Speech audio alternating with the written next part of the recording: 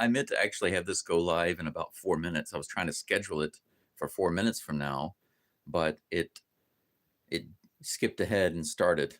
So I guess you're just gonna have to hang with me while I get my wallet and get my shoes on. I am pausing my packing just for a moment. As you can see, the rooms are starting to look rather empty. I've got a few more things to do. Don't worry, I'm not gonna have you hang out with me while I finish packing all of these things. I just wanted to chat with you for a few minutes while I head to get some lunch. I'm going to go out, get some lunch, then come back here, finish packing up today. My goal is between today and tomorrow to finish all of my packing so that my next drive to the Kominka will be my last move from here to Toyosaka.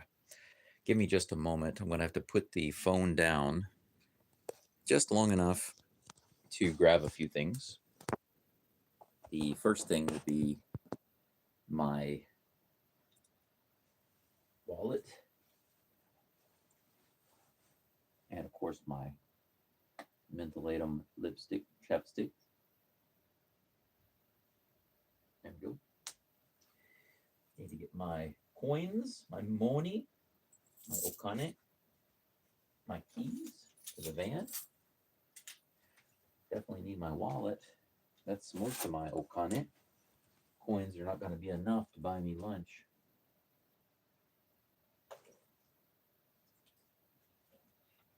Got a few more coins here. There we go.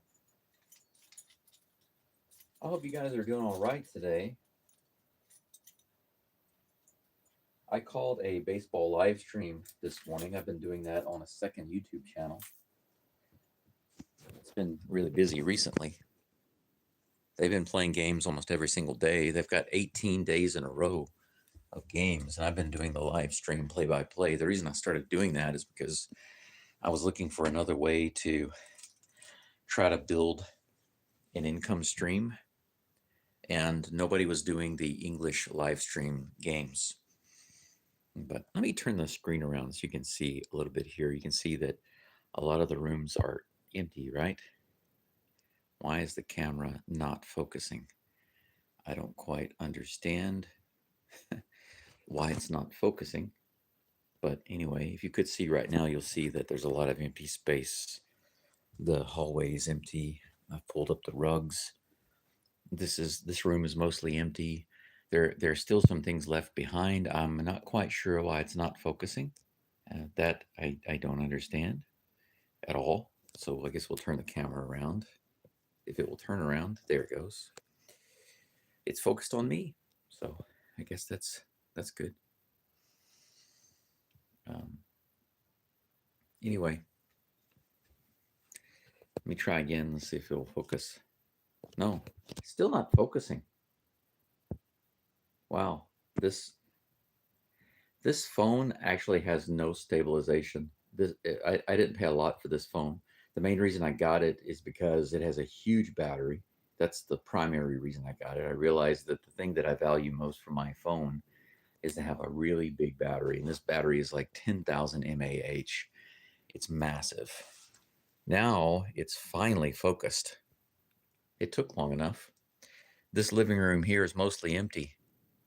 But what I was trying to tell you is a lot of this stuff in here, like, the futons, some of the stuff in the corner, these pieces of furniture over here and over here, a lot of this stuff is not mine.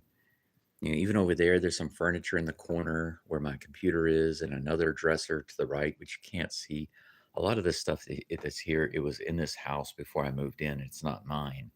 And that's why I actually didn't have a high rent. The rent here is 45,000 yen a month, and that includes the parking. So it's an excellent price. If I were living in Hiroshima City and just paying 45,000 a month for my house or apartment plus parking, that would be so cheap. But right now, you can see my bed on the floor over there, my mat. That's going to be the last thing to go besides my computer desk, my chair, and my computer. I'm also taking this rug. I was told by the landlord that anything in this house that I want or need, that is not attached to the house, I'm free to take. So that also includes the refrigerator, the washing machine, all of the little appliances, all of that stuff. I'm welcome to take all of those things, and all of the things you see over here, the clock, some of the decorations, the pots, and the vases, things like that. I can take the little footstool there if I want it. You know, if I wanted this mirror, and this furniture mirror right here, I could also take that. I don't necessarily need it. What I'd like actually like to do is leave the stand and just detach the mirror, right? Take the mirror. I could use that, but I don't necessarily need this little stand that it's on. So anyway, there's Koji's artwork that I made for him. I have to send that to him before I go. But once again, you look in this other room over here, there's a lot of stuff, you know, books and things. And these were left behind. I will not be taking those. And there's another blanket in here that's not mine. I'm going to leave all of that. I wonder what he would think if I took the tatami. This tatami is not, you know, great, but it's in usable condition. It's much, much better than what I have, right? How's Onomichi this May? Good question. Right now, it's okay. You know, the temperature is nice outside right now. I can take you out here and we'll take a look. Big step down. As you can see, everything's turned green recently. The small yard that I have right here in the front of the house, from here all the way down to here, you can see where it's starting to really kind of explode, you know. And I'm not going to do much trimming before I leave because I'm only going to be here for a couple more days. But I am going to trim just a little bit down here to be respectful to my neighbors, and maybe just a little bit right here. But the rest of it, I'm not gonna cut. I also have to move my bicycle. I'm gonna have to load that up probably last. Seems pleasantly warm for 1 p.m. Yeah, you're right. You can see that the sky is blue. The the sun is warm, but here in the shade it is nice and cool. I've got one long sleeve shirt on, and that's more than enough for me. Let me turn this around. I've got to get my. Do I have everything? I think so. I got to get my shoes on. Give me just a moment while I put the phone down.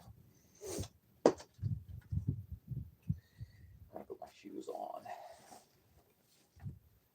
I hope you're doing all right. How's the weather where you're at? You got some good temperatures, good weather over there right now?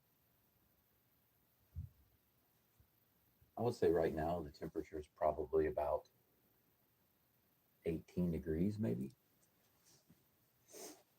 Maybe 9, maybe, no, not as much as 19, maybe 17 or 18 Celsius. All right.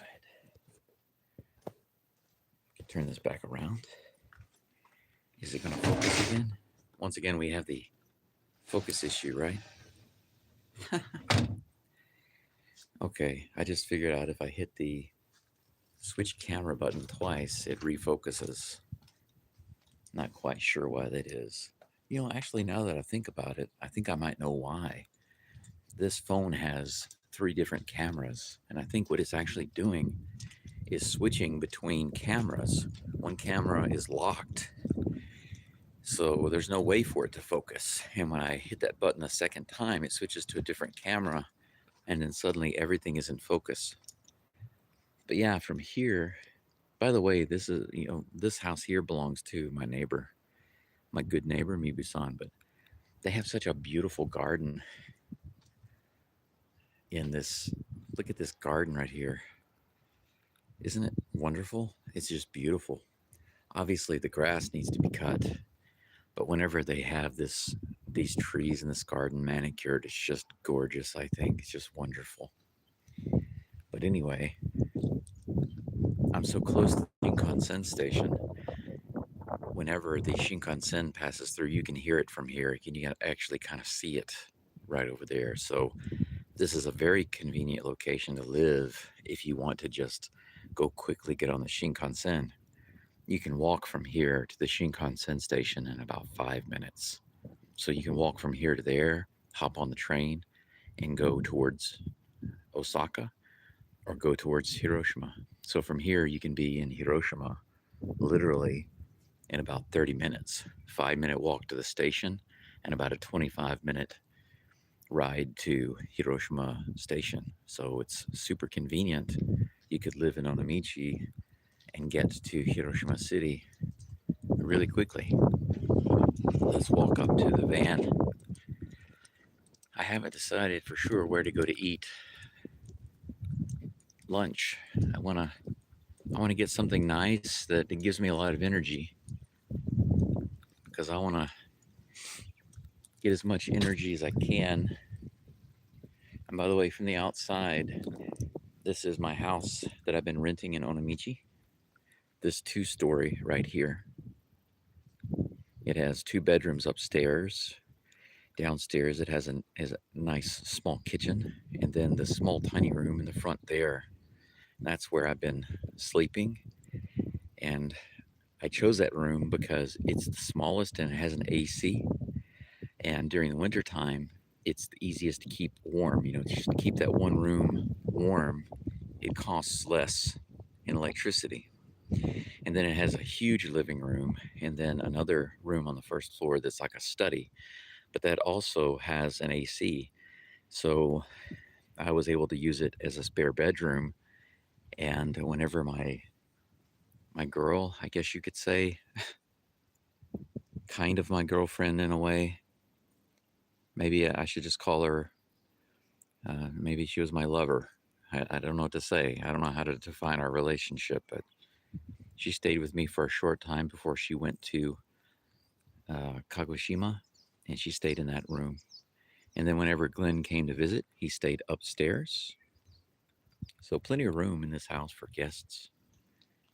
But the parking lot is not very close. I mean, it's not too far. You can see my van way down there, right? This whole area right here is the parking for several people who live in this neighborhood. And this house right here has no parking around it. So I have to pay a little extra to park in the parking spot over here. And it's kind of common in communities like this, in these small towns, where you have a big area like this. Now, this one is just gravel, and it gets a little sloppy, whenever it rains. So you kind of have to watch where you step and watch your footing and stuff if you don't want to get too messy and nasty. But it's not bad. Some of these neighborhoods actually have paved concrete parking. This one is one of the older styles. It still has the stone wall all the way around it, and it's much higher up here than it is down there. From here, I don't know if I can zoom in. Can I zoom in? Yeah, there we go. Let me try to hold the camera still. Can you see the Shinkansen fence right there? It's right in the middle of the screen. There's no train going by right now, but sometimes you'll hear the rumble, and from here you can see it flying by. Let me try to zoom out again. Yeah, this camera has no stabilization. I'm sorry for that. Seems pleasantly warm. Yeah, that's right. I saw that comment. Did I miss another comment? Let me see. No, I didn't. Okay. Here's my van. And you want to hear something ridiculous? Okay. This is a mid-size vehicle, okay? But it has a white plate, a white license plate. The K cars, or the tiny cars in Japan, have a yellow plate. They get bonuses and discounts that I don't get because my van is too big to have the yellow plate. And one of the things that they told me here was, since I have a white plate, I actually have to pay 1,000 more yen per month for parking than the K cars. Now, I want you to look at something here, okay? Look at the size of this parking lot. Tons and tons of room out here. Nobody else is parked here right now. And by the way, I have to park from the pole here over, okay? And these other spots from here to there are for the K cars, right? Supposedly. And then from here over, I can park anywhere on this side. Tons of room. Nobody else ever parks here, just me, okay?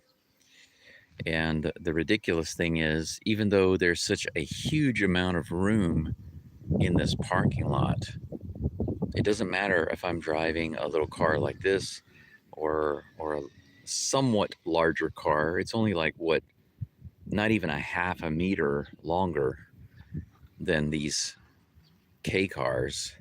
I have to pay extra. This huge parking lot with tons of room, more than enough room for everybody, and they're making me pay an extra 1,000 yen a month. For what? It's just one of those things in Japan where they just make a rule and they say, if you want to do this, you got to pay extra. And then if you ask why, the answer is always, that's the rule. That's why.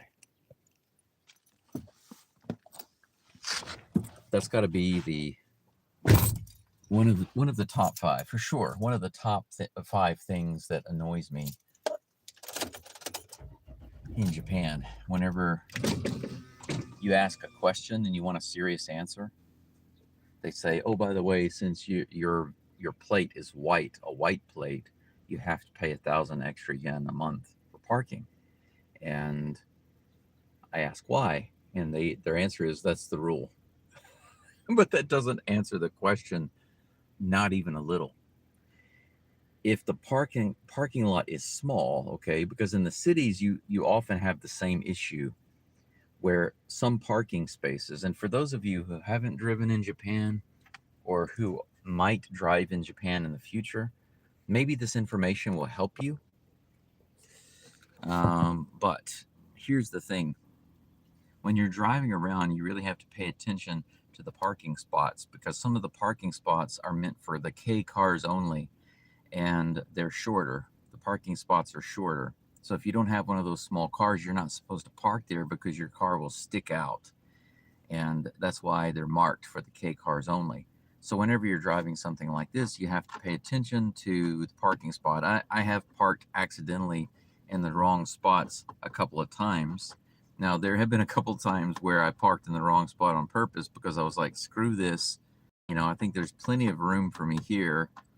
And the spaces weren't available and they were very far away and too inconvenient. So I just parked in the K car spot because I wasn't going to be there very long.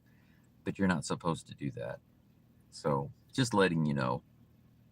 If there is a community in a big city like Hiroshima or Tokyo or something like that, they've got a parking lot there, even a coin parking lot. Sometimes they have spots specifically just for K cars and some for regular size cars.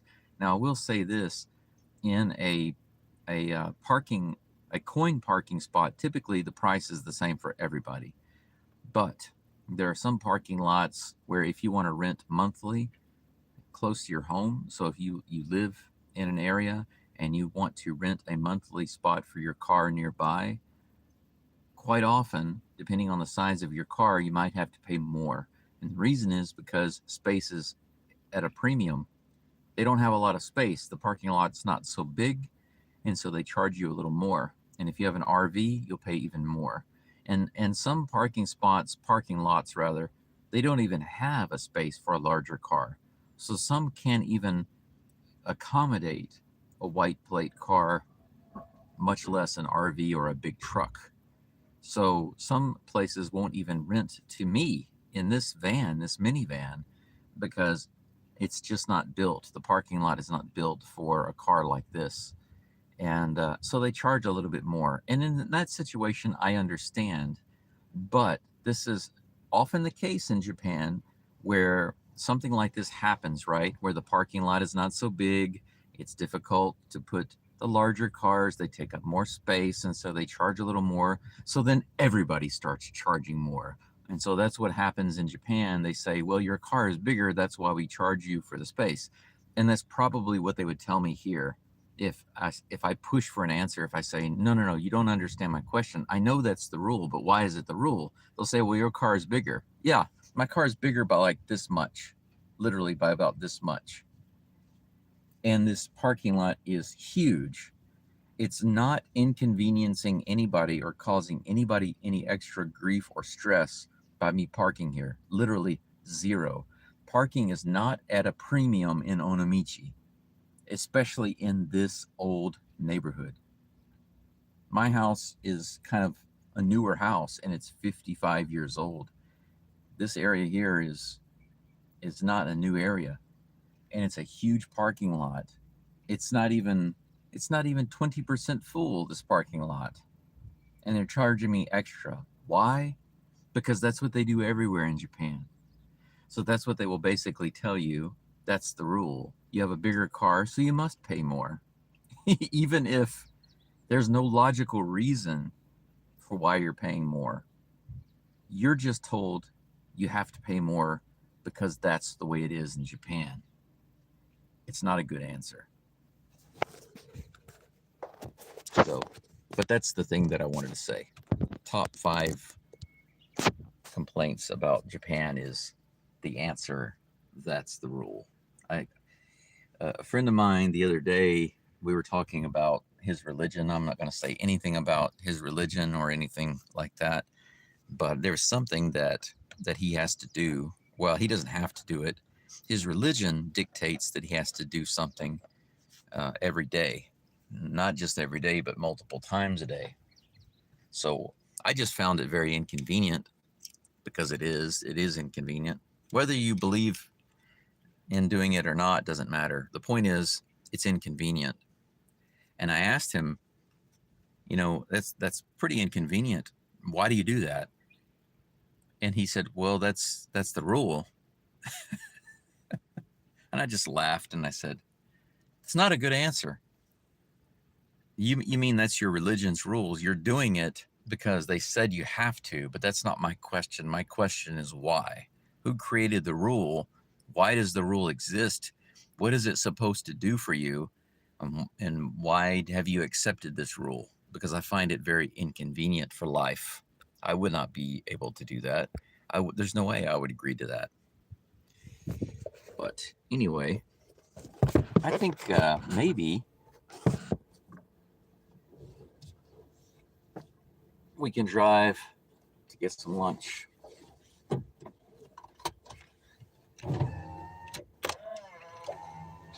I'm going to roll the windows up and use the AC.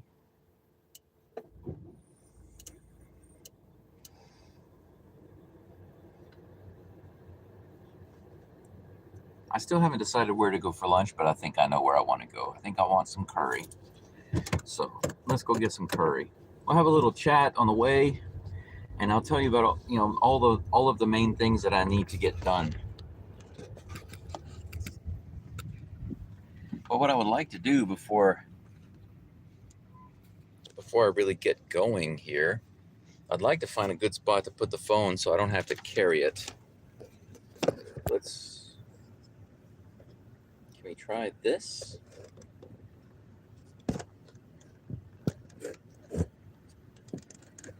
I packed up all of my stuff. I apologize. I packed up my tripod and a lot of stuff. So I apologize for that. Even my microphone, my wireless microphone, all of that stuff is in boxes and already in Toyosaka. So I apologize. But I did want to quickly tell you guys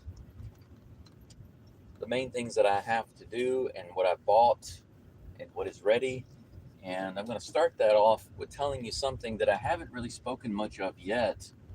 And I think maybe what I'd like to do later is invite him on, if he can, to do kind of a live stream. I mean, he's supposed to come back to Japan a little later on this year. We could always talk about it then, but that's several months away. So if possible, I'd like to try to get him on and talk to him about this in person, if possible. And that is my friend Glenn from Australia. Glenn, you are either listening in right now or you will later. But I just wanted to say, I know I've been kind of quiet recently. There have been several things going on, not just with trying to get ready to move, but dealing with a couple of minor injuries, which took a few days to get better. I don't know why it started hurting, but it served to slow me down and keep me in Kagoshima for a few more days. I was actually down in Kagoshima visiting a very important lady, and she's the one I mentioned. Can't really define our relationship, and she doesn't want to define the relationship, which is why we don't have to put a name on it. But I like to be clear about where I stand and where we stand. Whenever I'm in a relationship with anybody, I like to be clear about where we stand in the relationship. Don't really so much, but I do care about boundaries. That's the main thing. I don't, like I said, I don't need a title, but I have to know what the rules are and the boundaries are so that I can continue to live within those boundaries and rules. And so that's been a little challenging to deal with. But also last week I hurt my knee, and it was very similar to my foot because I just woke up and it was hurting just like my foot. And now it's doing much, much better. It caused me to slow down, and I couldn't even do any packing for a couple of days because just walking around was almost impossible. And bending down and moving around and squatting was literally impossible. I couldn't do any bending, no squatting, none of that stuff. And getting down, even on the ground, like putting any pressure on my knee, impossible. It was very painful. So I wasn't able to do any of that. It just stopped my packing and my moving, so I had to stay in Onomichi for a few more days. But yesterday was the first day I was able to pack up a lot more stuff, take a trip out to Toyosaka, to my Kominka, and take a lot of stuff out there. And right now, I have a I have something to do tonight online around 8 o'clock. So between now and 8 o'clock, my plan is to finish packing up everything. Everything that is remaining to pack, I want it all packed. And if possible, I want to put most of it in the van. And then when I go back out to Toyosaka, that should be it. I should be done with Onomichi. Maybe by tomorrow. Tomorrow or the next day, but we'll see. And what I wanted to share with you guys is because of Glenn's support and plans, his plan to help me out, because of that, and only because of that, I have been able to accomplish some things and prepare to accomplish more things.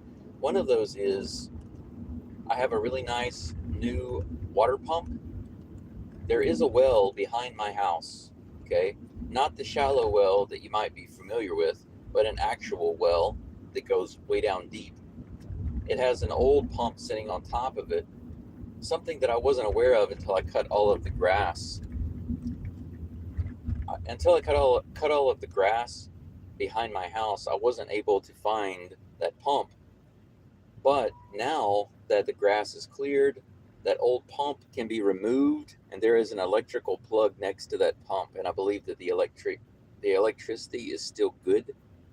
The electric plug there is still good.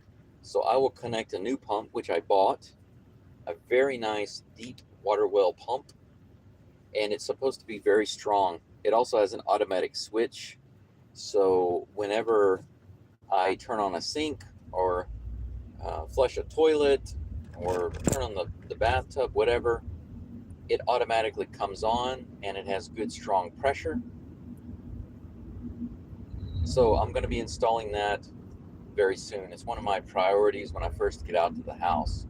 The second thing is I figured out a way to make a temporary septic system that can work okay for me. If you are familiar with the big water tanks, what are called the IBC plastic water tanks, have you ever seen the big cube, clear, almost clear water tanks that have like the metal frame around them? They hold about 1,000 1,000 liters of water.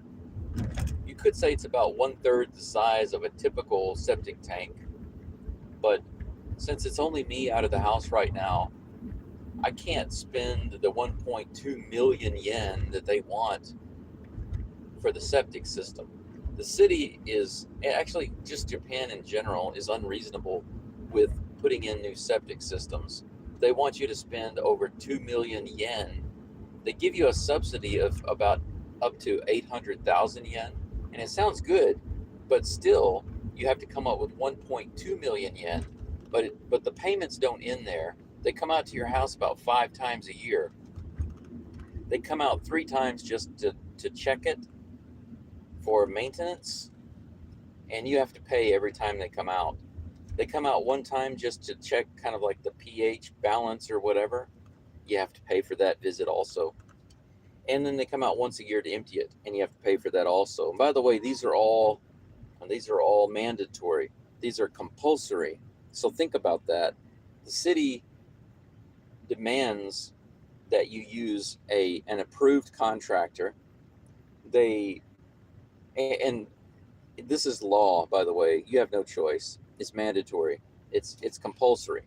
So the installation has to be done by their approved contractors that are part of the Plumbing Association of Japan. You can only use them. You can't do a DIY septic system yourself. And the price is exorbitant. Even in America, the price is less than half. Not only can you do DIY in America on your septic system, but if you get a septic system installed, it's less than half the price of what it costs in Japan.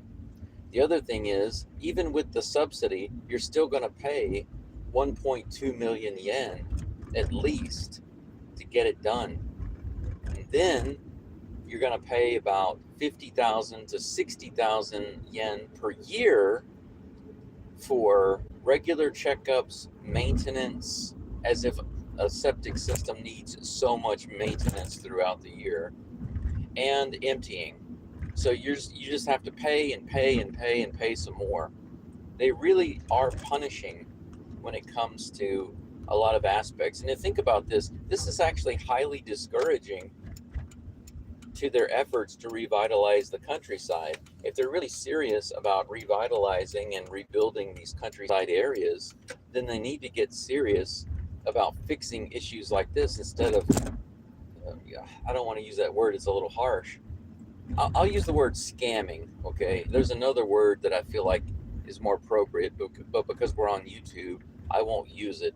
But scamming people out of their money over something as simple and basic as a septic system. So, because I'm not made of tons of dough and I can't yet afford 1.2 million plus 60,000 yen a year for a septic system, I've decided to do a temporary system with an IBC tank, and I'm going to order one of those very shortly. With tax, I should be able to get one for between 15,000 yen and 18,000 yen, somewhere in there, a used one. And I got to figure out a way to get the pit dug for it. It's going to be dug close to the house, and once that is installed, I'll have a temporary septic system. And with the pump from the well, I'll have water. Then I'll have a bathtub, a shower, a sink, and a toilet. It'll be really, really nice to actually have the bathroom set up. And then also, on top of that, I want to set up some type of kitchenette. So I'll have a kind of a functioning kitchenette. My goal is to have all these things set up and ready well before winter. Another plan that I have is I came up with a really good idea, I think, that because my house has really no walls, it just has the sliding doors, right? The Fusuma sliding doors and the Shoji sliding doors. The house is freezing cold, right, during the winter. So my idea is to rebuild my Fusuma doors. There are two ideas that I have.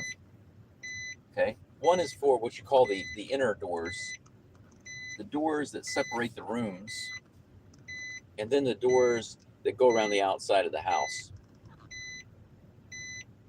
I'm backing up right now to park. Okay.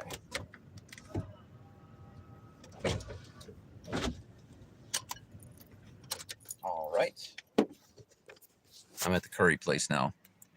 So for the inner doors that separate the rooms, I'm going to rebuild the Fusuma doors. They'll have the frame, the Fusuma door frame, and of course maybe even the shoji doors.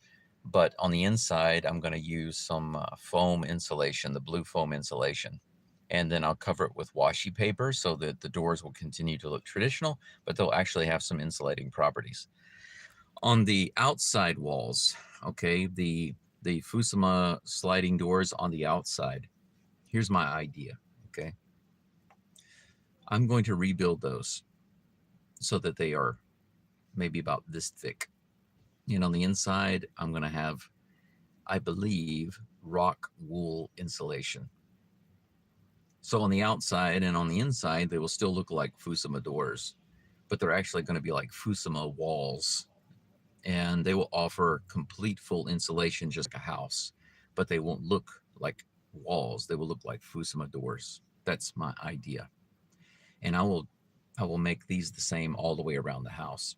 So the house will have these doors that look like Fusuma, but they're actually walls, Fusuma walls. And so the house will maintain its traditional look, but it will have the insulation that I need to keep the house very, very comfortable during the winter time. So those are my insulation ideas for the walls, the outer and the inner walls. For the floors, that's a little different. Right now, to make it simple, I am continuing to take out the old tatami because it needs to come out and be burned. I would say half of the old tatami has already been taken out of the house and burned because Jake helped me do that when he was here. But I still have 3 more rooms to remove the tatami. So out of the 6 rooms, 3 of them, the tatami is gone. And I need to tear out the old tatami and burn the old tatami from the other rooms. After that, I will go into each room, and here's my plan. From the wooden floor, first of all, if the floor has any uneven issues or support issues, I want to take the boards out and fix that underneath the house. Then put the board back in. After I put the boards back in, from there, what happens is I put a couple layers of insulation. I put down some reflective thermal foil paper that has a little bit of insulation on it, and I create like a sandwich. I put the first reflective layer pointing down with the reflective layer down. On top of that, I put the bubble wrap. And then on top of that, I put another reflective layer pointing up to reflect the heat back inside the room. And then on top of that, I put down carpet. Now, on top of that, in the main bedroom, I have some electric carpets. And I can put the electric carpets actually underneath the main carpet if I want.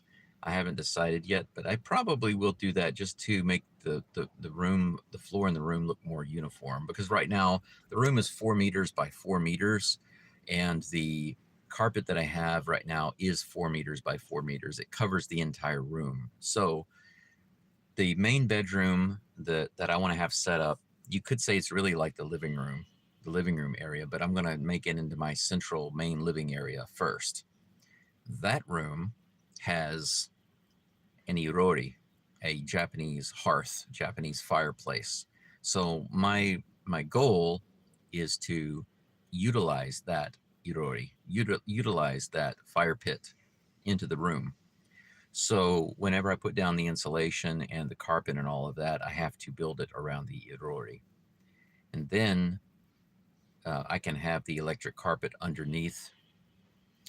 I can have 2 electric carpets or 3, depending on what I want, underneath the carpet in the room. So the whole room will be carpeted. I know it's not Japanese traditional right now, but you know,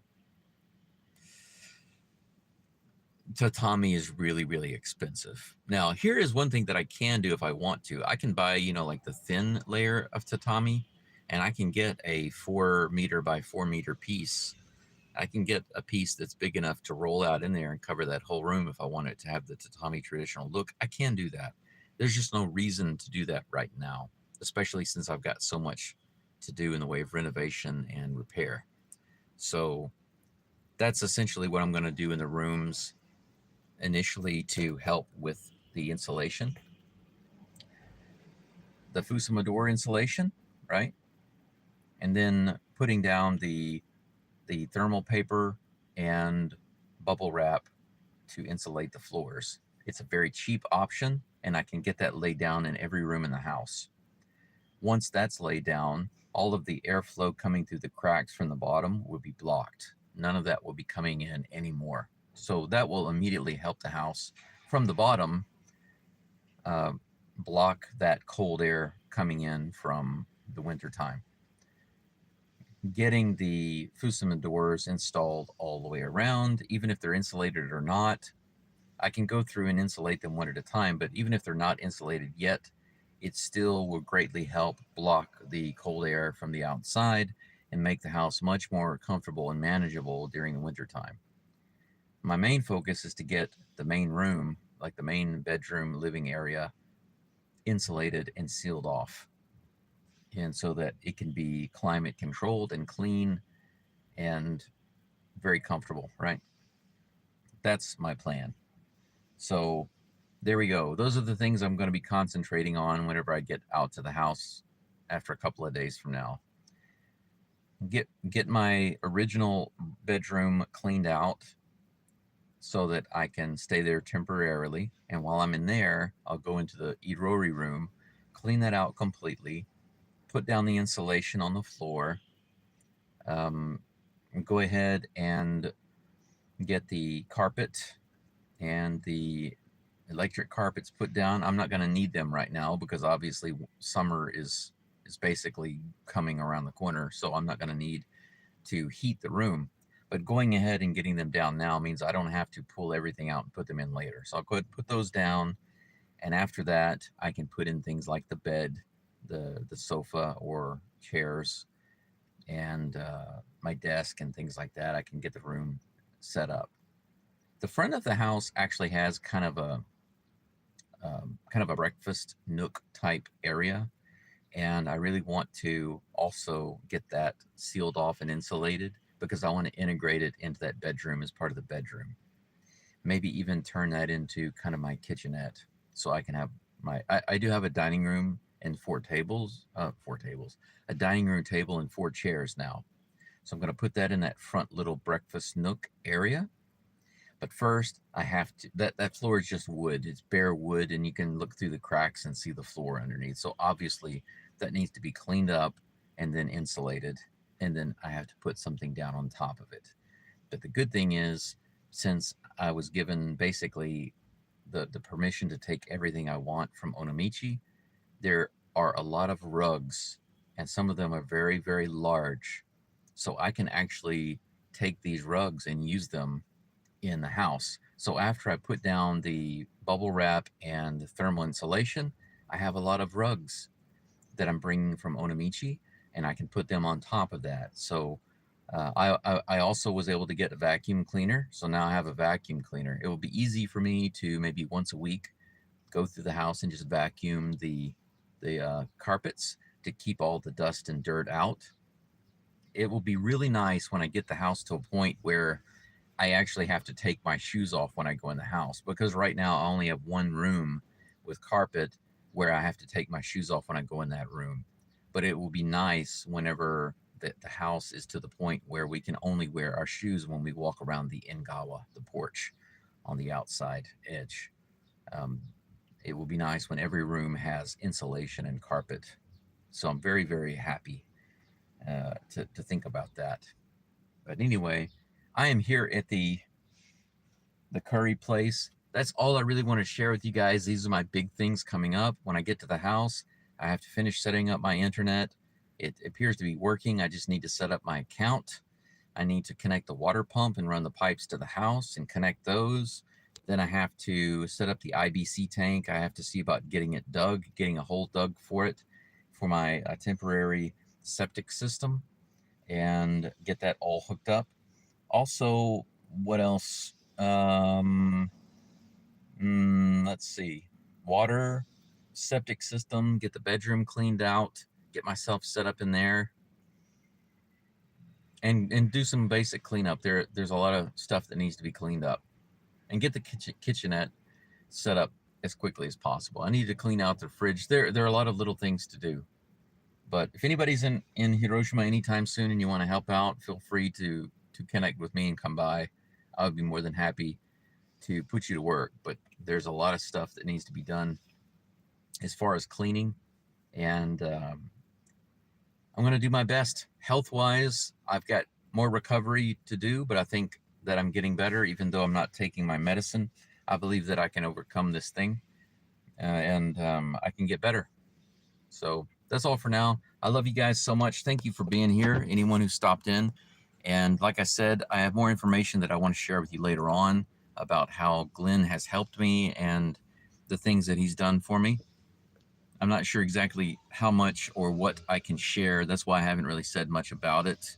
But hopefully, he and I can connect again in the next couple of days after I get all this moving and stuff straightened out, and we'll see if maybe he can chat with us about it. If he'll be willing to share a little bit personally about his part in helping me out with what's going on now in my life.